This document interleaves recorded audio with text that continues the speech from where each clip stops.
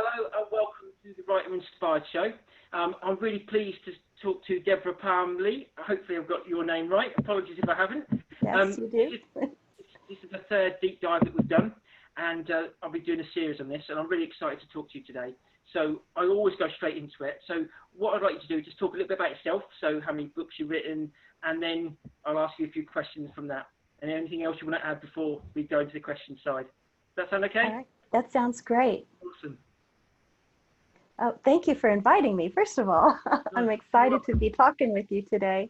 I think these are conversations that authors really need to have, especially in today's world, because our challenges are different.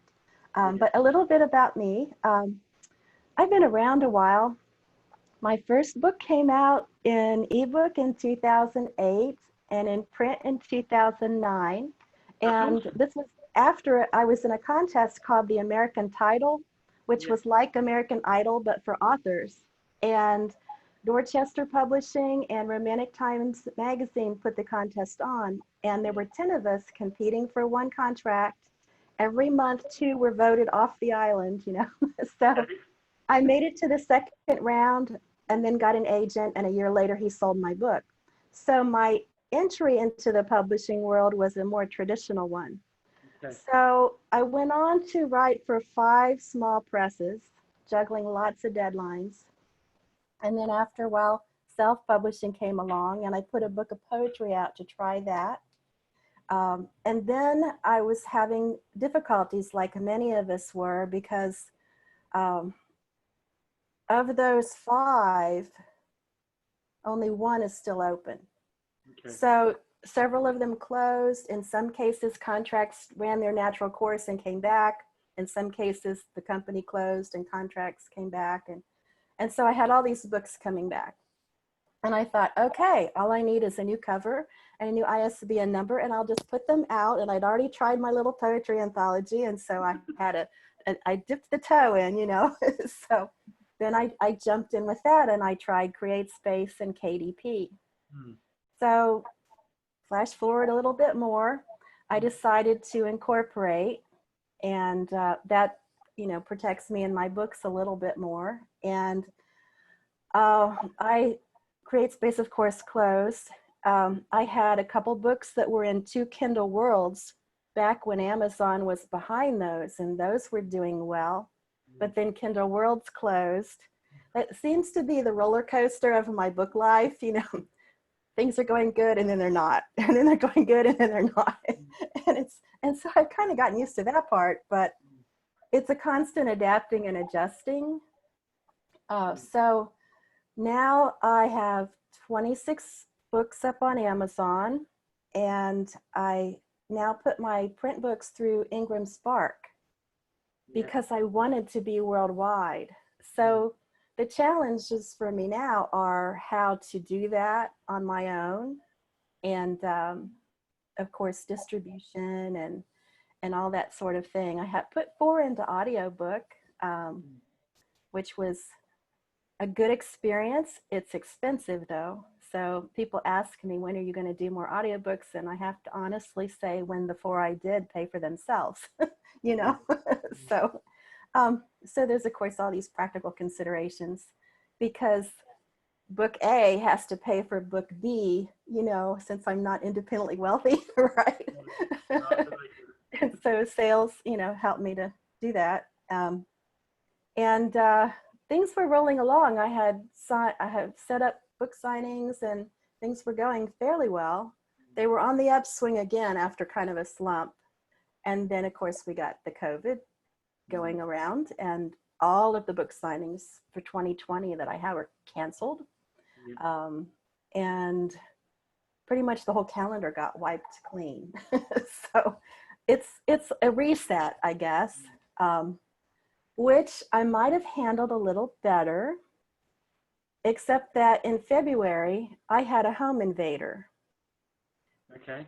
Yeah, a guy walked into my house. I happened to be on my laptop ordering books, not paying attention, because we know we don't when we're on our laptops. And the next thing I know, there's a guy in my kitchen, you know. So one of my challenges I know we're going to talk about anxiety and stuff like that. It has been being able to relax enough to get back into storyland. Now I can edit just fine and pay attention to what's around me, but storyland, I can't do that. I have to be in storyland for me to write new pages. Yeah. And so it's taken probably February, March, April, end of April. I finally started to get a few new pages out that weren't just me fiddling around with older stories that I was working on. And really all of my books just kind of came to a halt because the ones in progress wouldn't progress and anything new wouldn't progress. So basically I was just, well, you know, what can I edit today? You know, so that's gotten better. But that's one of my challenges. And the weird thing about it is through the years, I've helped other authors and coached other authors, and you kind of get to the point, it's not that you think you know it all, but you think you've probably at a certain point experienced just about everything there is. And then, boom, here's a new one. Oh, okay. You know, so I have a lot of empathy for those who are saying, okay, well, what you're telling me is not working for me right now because my thing is different. I understand that now. Sometimes we have something that's different and we don't always experience the same things. I'm not so sure that any author experienced the same journey. We're all a little bit different, you know? Yeah. What you're doing is awesome with this show, by the way. I'm excited about it. It'll help a lot of authors, I think. Yeah, I love it, and I get so much joy helping others. And it's something that, I don't know whether you know, there's a gentleman called Rich Lipton, and he's sort of like one of his suggestions as a podcast, and I let it chew over my head, and I went, that's perfect. This is absolutely perfect to help people. And I didn't think half an hour was long enough, so I've extended it to an hour. But just, I want to give you a bit of depth about me, because I can totally relate to how you're feeling in regards to this gentleman coming to your house. One of the things you shouldn't really blame yourself, because if you're in your home, you feel safe. So it shouldn't be, you know, it's like, I think you almost like you need to be an owl now, because you've got to be alert, and that takes away from the creative side of things. You're not in your sort of like calm, natural state. You're in your, right, okay, what's going on? I've got to be alert. I've got to be anxious. What's going to happen? I was, about 5 years ago, I was a victim of an armed robbery. So I went to work. I'm a retail manager. So I went to work really early morning, really, really dark, opened the shop, and he came at me with a hammer. Oh. Finally, I opened the safe. Long story short. Anxiety, and this is the reason why I'm doing what I'm doing now, because it's given me a look at life and understand that actually, you know, death. I stood death in the face, and I thought I could do better than this, and that's really why we're here now. So I can totally relate to that. But what I would like to try and help you with, because originally I've got some questions, but I think we need to explore this a little bit more, because the key thing for you really is you're blocked.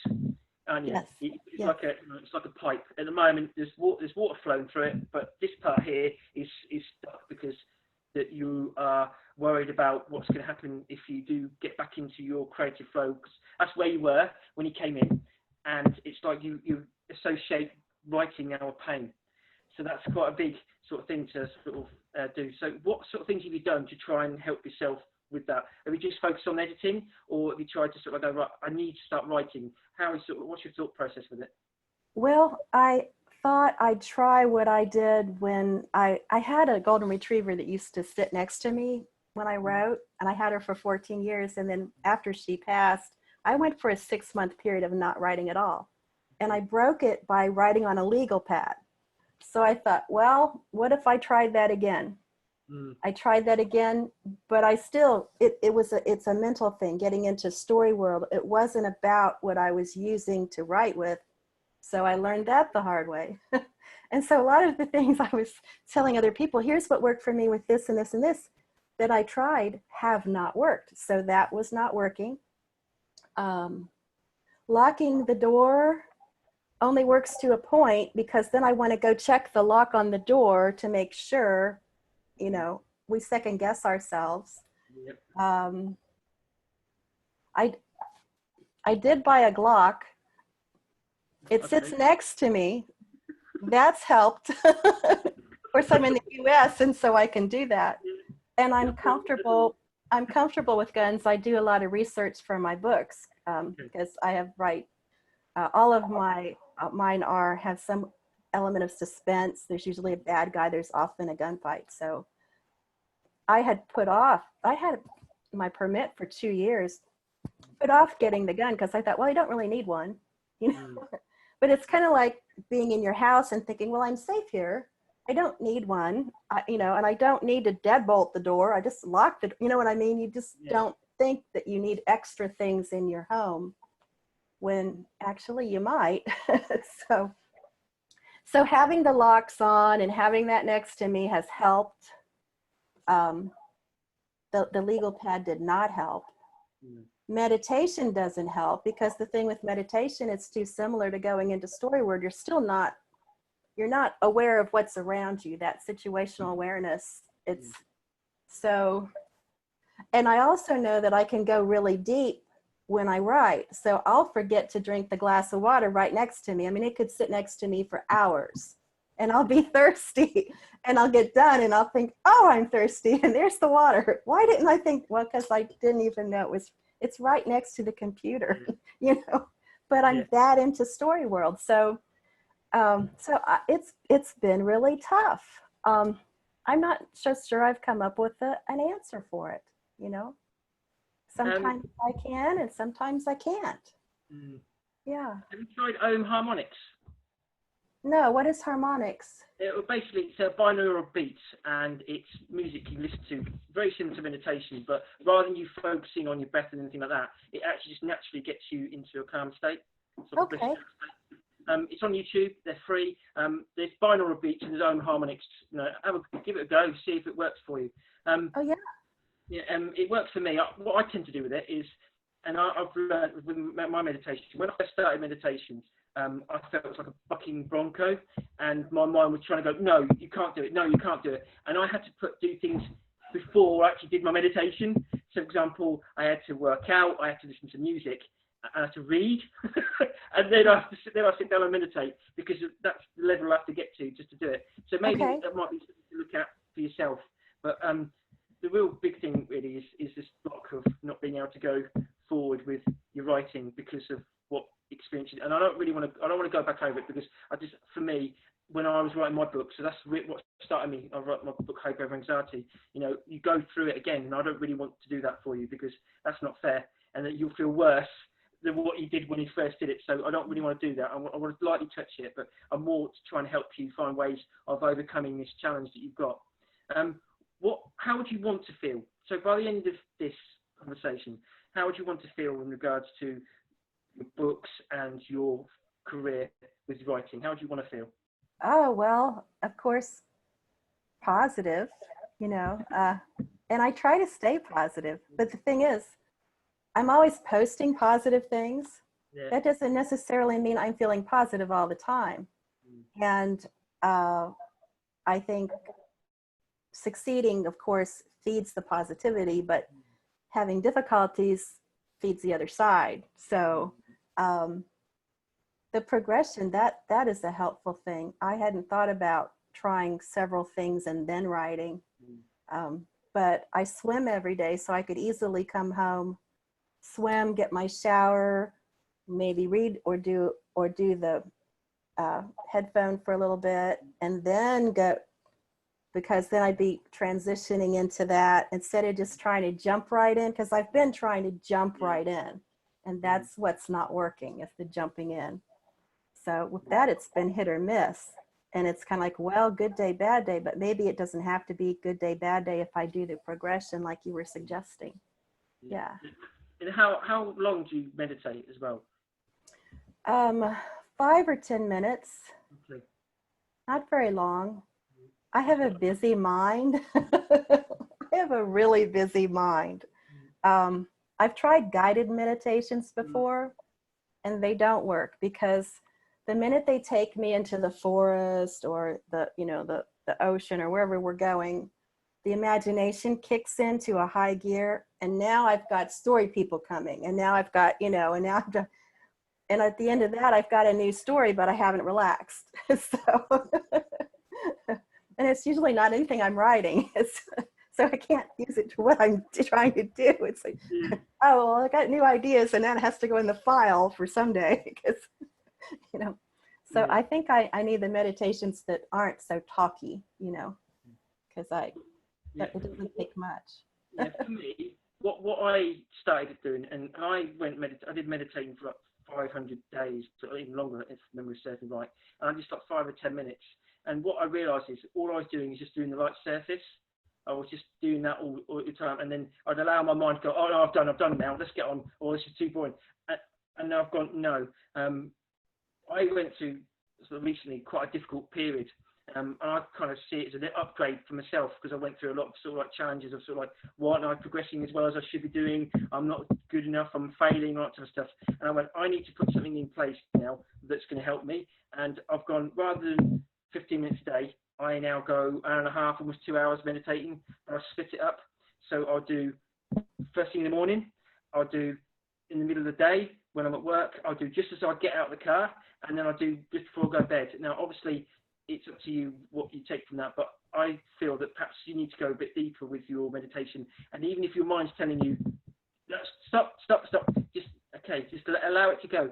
And what I suggest, and I don't know whether you've heard on the meditations, consider it a balloon or something. And I had this sort of visual thing in my head where I'm sitting and I'm looking, like there's loads of crowd of, not crowd of people, but there's loads of sort of like spaces where people could be. And these balloons are coming up, and they're all my thoughts. And I just allow them to go. And I found that I'm able, now that I can meditate a lot more, I can see those thoughts and just allow them to come over. One of the big things for me was, it's great to have these positive thoughts, but I try and squash the negative ones. I don't want to hear it. Now I just go, okay, you're going to get negative thoughts, just let it go. And I find that's been a lot more better. I've been challenged, don't get me wrong, but I do feel that might help you too, if that makes sense. And Okay, just yeah. give it a whirl. Meditation for me has been amazing, and I feel that as well. When you're doing it, I get really creative in my mind. So I go, okay, that's a great idea. I'll do that when I'm finished doing the meditation. I actually tell myself that, and I'll remember it, and then I'll go back to it. But however, if your mind's going to do on the rehearsal loop, because your mind does, have a journal by the side of your bed, write it down. Right, okay, I don't need to worry about it now. That's gone. So then again, that thought's disappeared because your mind's gone, right, it's been dealt with. That's fine, I don't have to worry about it. So I would suggest that too.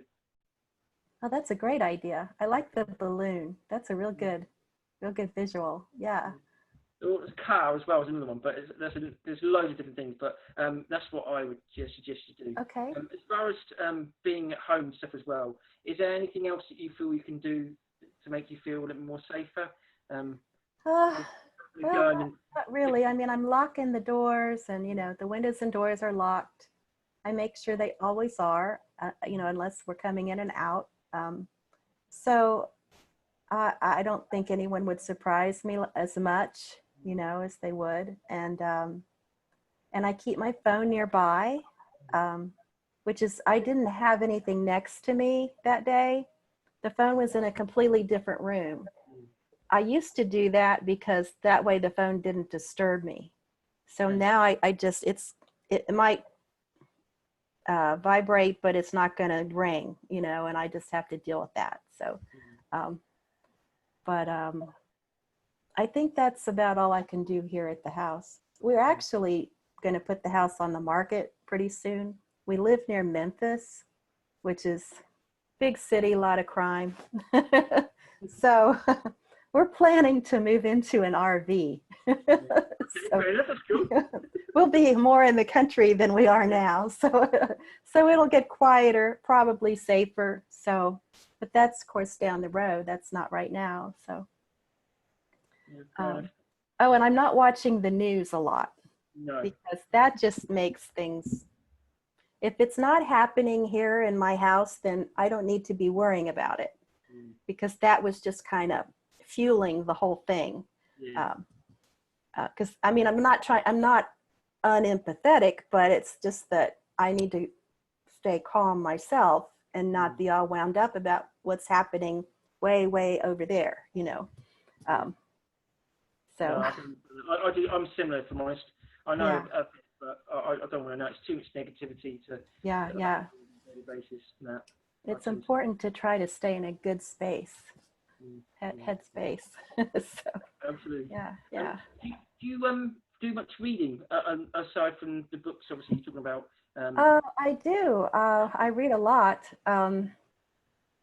all different sorts of books, not just the kind that I write. Uh, I mean, I write in a lot of subgenres of romance, so I'm reading widely anyway in what I do write, but I read all sorts of things,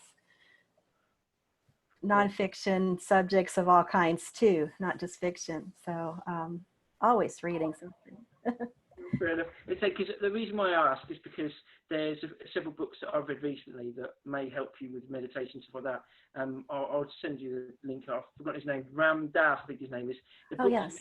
in 1970s, and it's about. I think it's like it's a mini book that's like this size, but Mm-hmm. it's just absolutely really powerful for me, and it gave me that sort of understanding of what you have to go through and how your thoughts are when you're trying to meditate. You can't always get the same feeling that you want. And certain things that can't happen when he's doing it. He's really quite open and honest with it, and also where you're going, because again, your ego will try and stop you because it's trying to protect you, and it will do everything it can to come up with these things. And the more you meditate, the more you'll notice what your mind's trying to say. And with that, I'll just a question with it really. When you're doing your meditating, do you sort of like see what your thoughts are telling you? What sort of things you're saying when you're worried about when you're at home and stuff like that? Is there any particular thing that's a common thread with it? Uh, the startling part, the part of being um, thinking of something else entirely, and suddenly there's a person. Mm. That startling part, which I think that startling part would happen even if it was a person that did not intend ill will, just someone's coming up and, oh, that kind of thing. That startling part is, I startle a little more than I used to. Um, and so I actually had some dreams about it too, that I was someplace, the place varied, doing different things, and then suddenly there to be a person. And so I think probably as I was asleep, I think my mind was probably trying to process what I had gone through. So that's probably why I was dreaming that, so that I could kind of work through some of that while I was asleep. But yeah, that startling thing, that was an element. Is there a particular part of that memory that it repeats? Is Uh, there anything? There's a reason for what I'm explaining in a minute. There's something I learned from Tony Robbins. well, I'm not sure. It's always a guy, but that was a guy that was in the middle of my kitchen. So it's every dream, every time I've had that appear again, it's always been some big guy, and so that's the one common thing. I don't always even see the face. Sometimes it's just a shadow figure type, uh, but it's that whole startle thing. Yeah, it's a feeling, and say I can totally relate to this. I had quite a few dreams afterwards, and I had this a man that I didn't see his face. He had a balaclava on, but completely black with a hammer coming at me, and this impending feeling of death. I had a lot of dreams like that, and when I would wake up in the morning, it would take me 3 or 4 hours to try and get out of that. Coming at the back door, even during the day that I'd have that fear. But one thing that Tony Robbins has come up with, and it's a great idea. It's a book I've read, and it's like 30 years old, and it's absolutely amazing. That to replay your memory, but to change it and manipulate it. So he's saying, if you've got sort of like an NLP, you can scratch it and make it different, and change the music and change the color of it, so that memory doesn't become something that controls. Does that make sense? Yeah. So what I've done is, and this is quite sad, so it's something I haven't spoken to before, but what I've done is I changed the colour of what he was wearing, and I had Benny Hill music playing when he comes in, so it just, it gives me a smile now. Right. That fear. So that may be something that you could perhaps look at, when you get in that sort of, just replay that memory and manipulate and change it, and just keep going through it, and having the feeling that you want to feel when that happens, rather than that startled, oh my God, what's going on, somebody's in my house, because Yeah. in some terms you feel violated, Right. you got a different feeling from it, so that might sort of take that pain away. But meditation, I think, is one of the best things that will help you with it too. Yeah, that sounds really good. That's a good idea. Yeah, it's something I thought I'll remember that. But it's an amazing Yeah, book. yeah. Some of the books that I recommend, but it's quite out of date with some of the stuff. It talks about Gorbachev, so the Russian leader before Putin. So it's got a while back, but it's absolutely fascinating. Do you know Tony Robbins?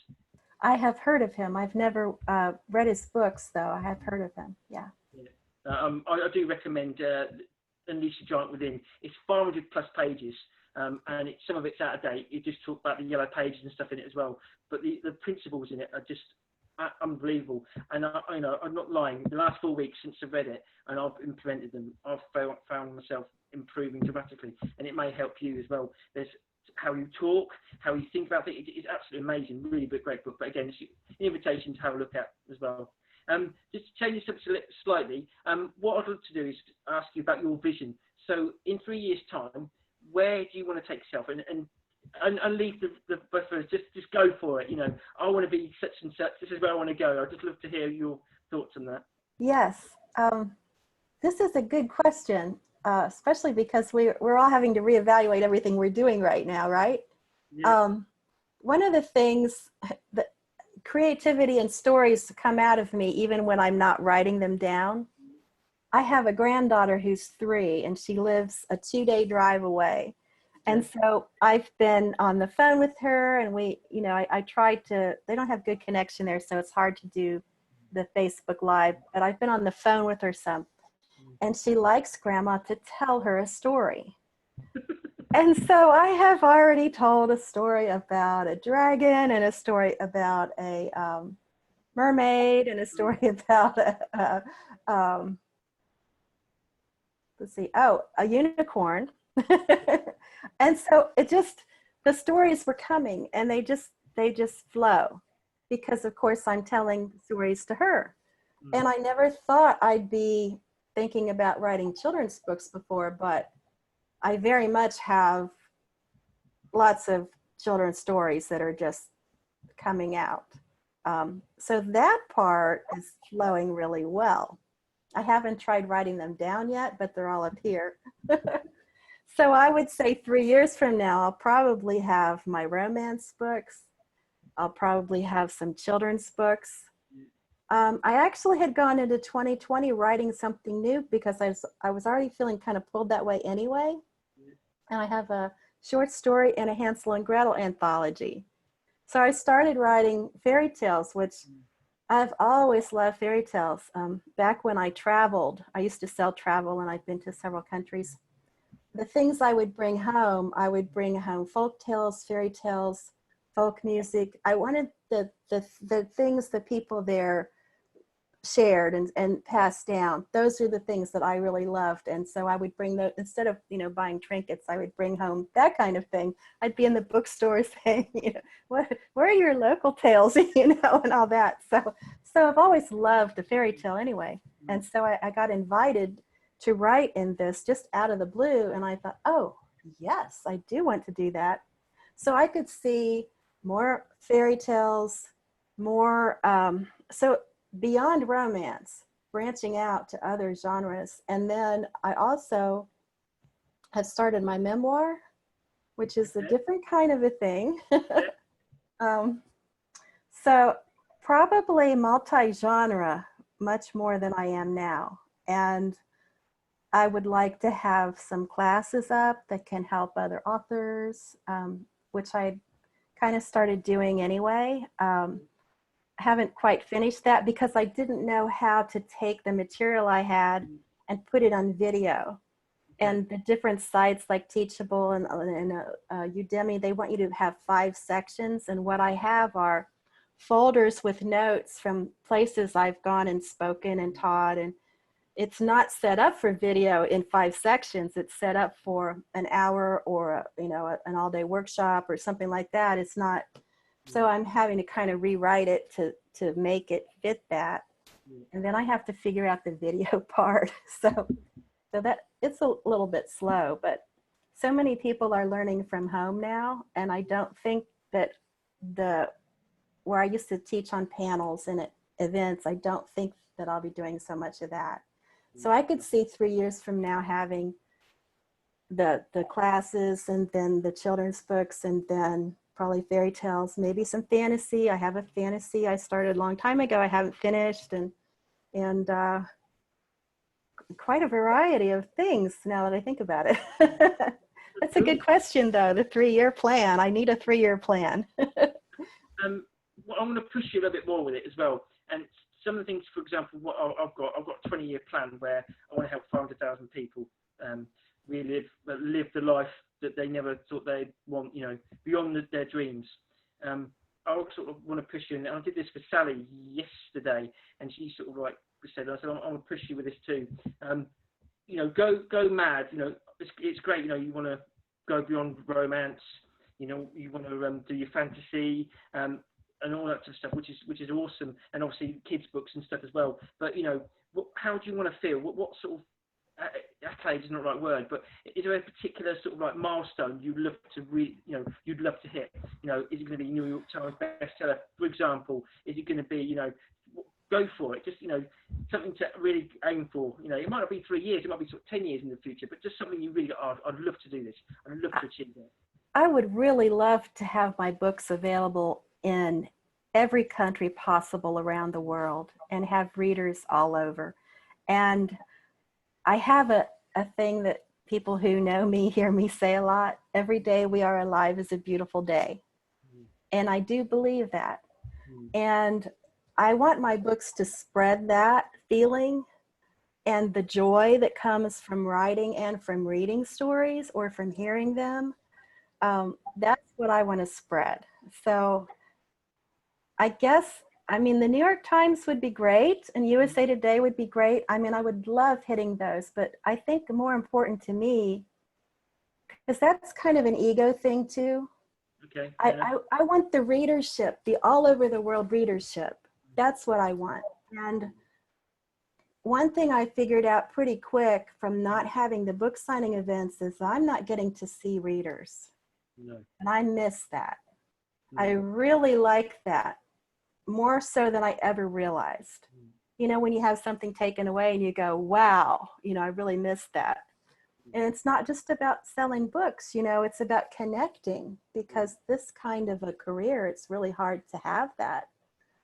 You don't know if somebody read your book, if they liked it, what they liked about it. And so when you get to meet them and they say, oh, hey, I read book 1 and this is what I liked, you know, and do you have book 2 or whatever?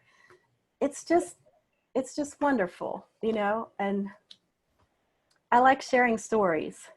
So I like to share them as widely as possible. No, that's fair enough. Say a couple of things from that, if I may. I've got an email list, and it's not massive. It's just under 2,000. But I get regularly. I do it probably once a day. Actually, I post, but that's, you know, that's my own preference. But you know, maybe you could start looking at building an email list. I don't know whether you do, and you know, and once a week message them and saying what's going on, what are your books are getting on, and keep that sort of like interaction in that relationship, because you know, I've been really privileged. My last book, I've done non-fiction, and I'm going into romance hopefully soon, so that's been pretty cool. But I've been writing non-fiction, and my last book, I put a post out saying, look guys, I need some help with beta readers to go through it and read it. And I was blown away the amount of people went, yep, sign me up, I'll do it for free, happy to do it for me, you know, and gave me some really solid feedback on it as well, which I was more than honoured, if I'm honest. It made the book so much better. And again, you know, when you're talking, and I'm quite open and honest with my emails, I get that feedback from people that, you know, how they resonate with them. So it may be something that you look at. And the next thing I want to talk about as well is, it is just suggestions. It's totally down to you what you take from it. But Facebook groups. So I've got a few courses that I've done, and I've just done it in a Facebook group. It doesn't cost me anything. I can do a live when I want, and then I just upload it. They've got it looks far more professional. Use a bit of Canva. I do with mine, you know, my Successful Writers Club, I do Canva, so that might be an option there. And the last thing I wanted to say is that you're talking about getting your readers out to as many people as possible. Have a look, and I think at the moment it's in beta testing, but I'm sure Publisher Drive, which is a distributor, they've got paperback books, and one of the places that they can advertise and show off at is that they've got China as one of the places that they can put their paperbacks in, which I think is phenomenal. And obviously, Draft to Digital do the same. But also, and I'm going to have to look at for this, but I don't know whether there's a Ali membership, I believe, and you can go onto it. And so I think there's a cost to it as well, but something you can look into, and you can sell your rights to different countries. So that might be an option for you as well. You may know this already, but there might be a few things to try and help you with your dream. I do have a newsletter list, but I'm kind of in a rebuilding because I made some mistakes with it. One of them was I joined newsletter builder things that had prizes. So what I ended up with was 2,000 people, but then I didn't see any increase in sales. They didn't answer when I asked questions. There was no interaction. And I think they were just waiting for the next free book. But I only do a free book once in a while. I'm not going to constantly be handing out, well, if you did that, you'd never make any money. So I've taken that down to the ones that haven't opened, because they eventually quit opening them when they see they're not getting more free stuff. Now I do a contest. One person can win a book, but everybody's not going to win a book, you know. So anyway, I'm down from 2,000 to 500. So now I'm building that again. So I guess the 500, those are my core readers that are on the news, that want a newsletter. Because not all of them want to have a newsletter because they'll follow me on Facebook instead. And I do have a group on Facebook, and it's readers, but I don't think there's many writers in it.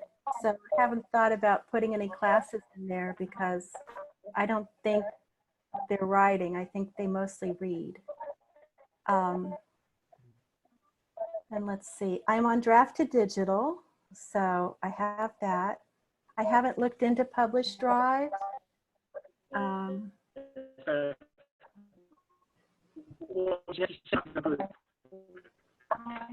think our connection is having some trouble here.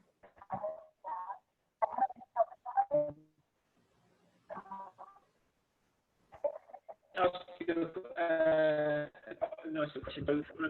And I'll ask you straight away. Okay.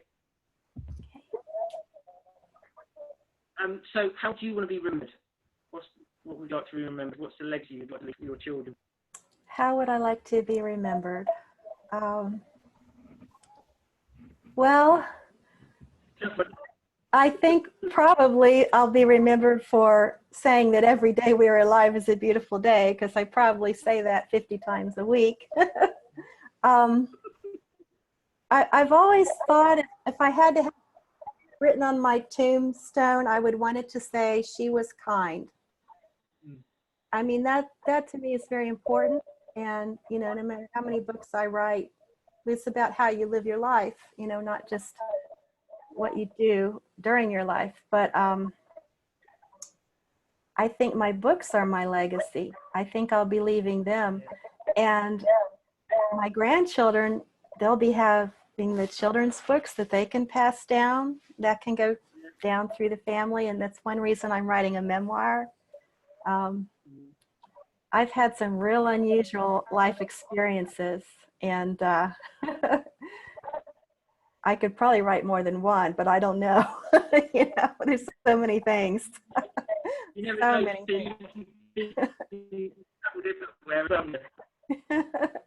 Well, just during the several years that I sold travel, I set foot in 13 countries. So if I only wrote about travel, that could be a whole book.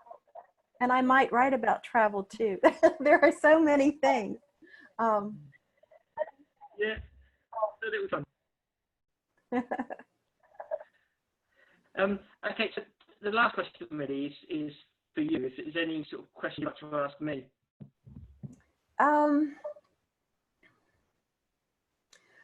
What brings you the most joy in your writing? What do you like the best about it?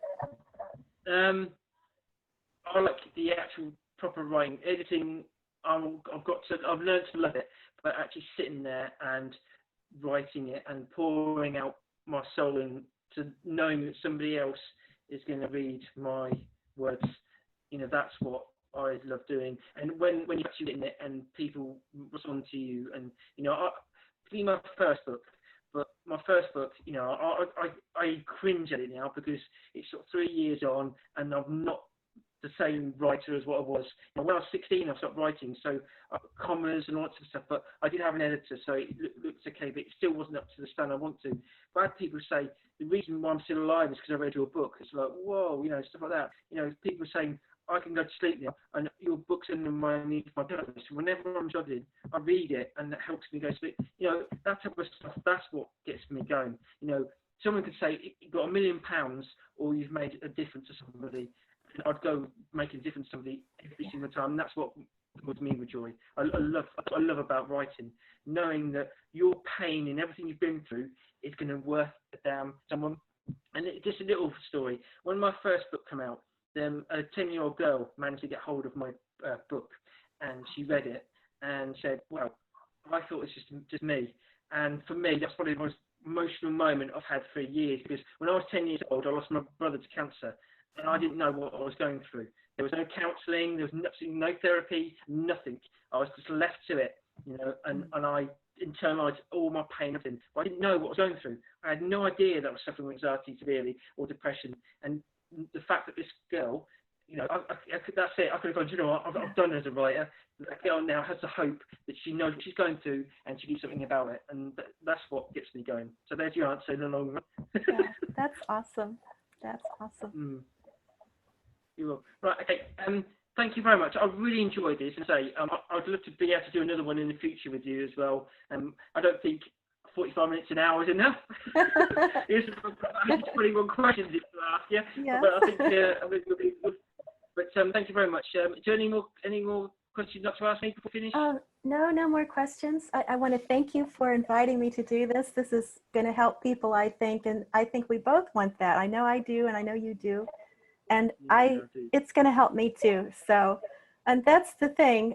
It doesn't matter how many years we've been writing and how many books we have we still have challenges, which is one reason I wanted to do this with you, because I wanted people to see that this isn't just for people with their first book out, we all have challenges, and what are we here for if not to help each other, right?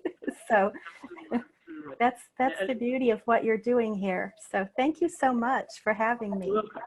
You're welcome. Thank you. And it's really great to talk to you and say, I'm sure this is going to be a great benefit to a lot of people as well, and this is going to give them a great help. But thank you very much, Deborah, and I'll speak to you again really soon. Yes. Okay.